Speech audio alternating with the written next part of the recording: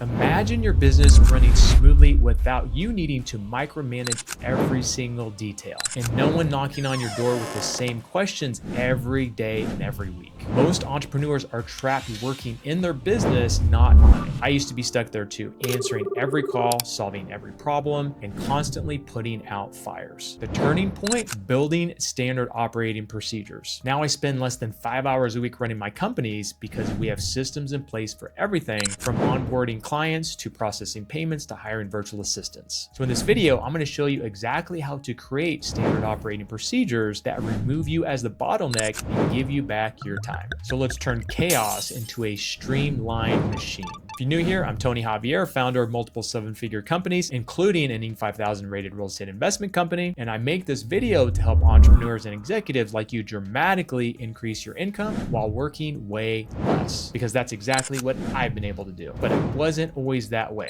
I used to work 60 to 80-hour weeks and get burnout, and I hit rock bottom. And it forced me to do things differently, and that's why I'm sharing these things with you, so you don't have to go through that. Fortunately, now I work less than 5 hours a week in my businesses, and if I can do that, I promise you can cut your hours in half and still scale. Maybe even build what I call a 5-hour business that takes you 5 hours or less to run, so you can spend the rest of your time on starting new businesses or spending more time with your family. So if you want to build more freedom, make more money in less time, and master systems that actually work, hit the like and subscribe button. That way YouTube will send you all of my future videos that show you how I run my companies in 5 hours or less. So let's jump into standard operating procedures.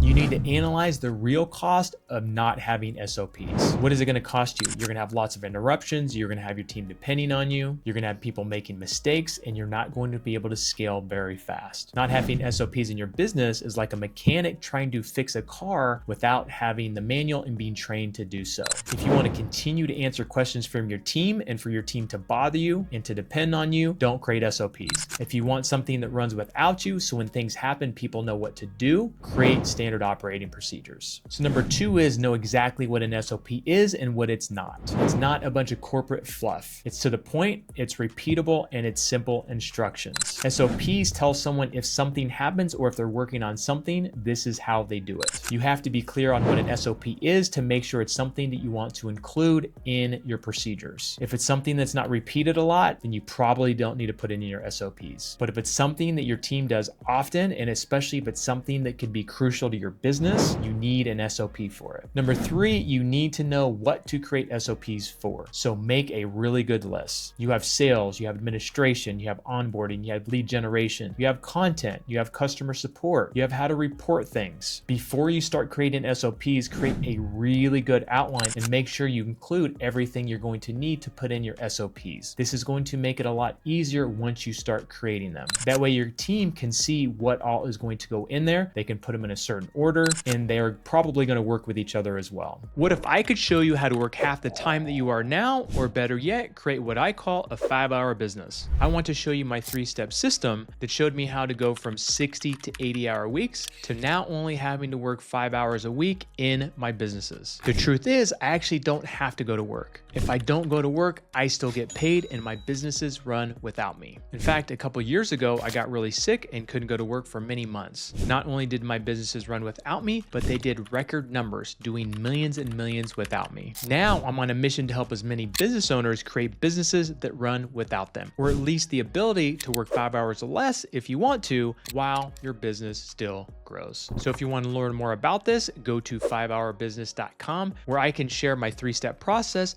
on how you can do the same. Again, 5hourbusiness.com.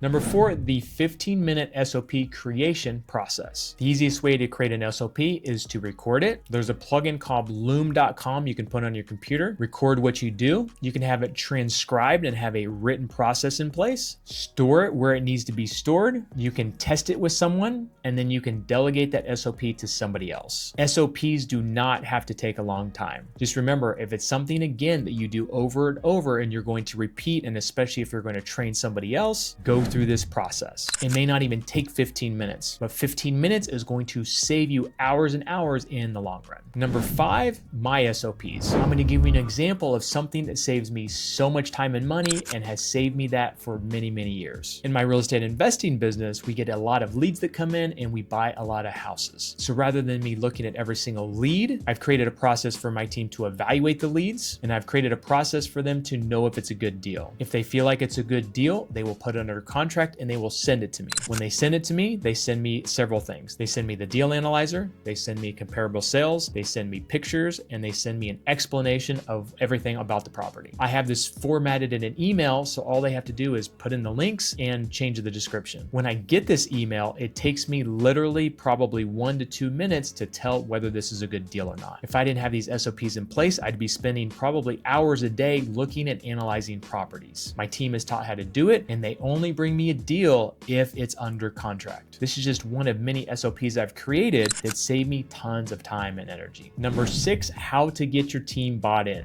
SOPs are useless if they sit in a folder. You need to have them help create them and walk through these with them. Then assign ownership. Give one person responsibility for each SOP. If nobody owns it, nobody does it. It's their responsibility to make sure these things get done. How to improve SOPs. Remember, these are not set in stone. Encourage feedback, add screenshots, frequently ask questions, and updated links to SOPs. Every time a mistake is made, this is an opportunity to upgrade your SOP. 8, where to store SOPs. These must be fast and easy to find. You can put them in Google Drive, Notion, ClickUp, or Trello. For us, we record Loom videos, we put them into Go High Level, into a course, and it makes it really easy for our team to access. Whatever it is, create an operations hub for everyone to have access to it. If it's hard to find and it's all over the place, then it's not going to get used. Number 9, train and replace yourself. Remember to use SOPs to delegate everything you do. Imagine handing off one task and thinking about how much time it saves you. Now imagine handing off 20. That's how you truly become a CEO and a high-level executive, not the operator of the business. Business owners think they should be the busy ones, but really it's the people you delegate things to. Number 10, the ultimate goal. SOPs that scale without you. Once SOPs are running smooth, you can automate or outsource. You can build it once and benefit forever. Use them to train, use them to hire, and use them to scale your business. How do you think corporations hire hundreds of employees or even thousands? Your business should be a machine, and SOPs are the instruction manual. Even if you're just hiring a couple employees, act like you're hiring hundreds. So let's take a look back and recap. Number 1, figure out what the real cost of not having SOPs. Number 2, figure out what an SOP is and is not. Number 3, create a great outline for what SOPs you are going to put in place. Number 4, use the 15-minute SOP creation process. Number 5, remember the example I gave of me being able to do a ton of deals a year and not have to go through so many leads. Create systems like that for your business. Number 6, create a system to get your team to actually use SOPs. Number 7, improve your SOPs over time. Number 8, easily store your SOPs. Number 9, train and replace yourself. And number 10, use SOPs to scale. If you want more time, more freedom in a business that doesn't break without you, start building your SOPs today. Don't wait until you're overwhelmed. Start building just one task and build from there. You don't have to do them all in one shot. And check out the next video that's going to save you a lot of time and a lot of energy.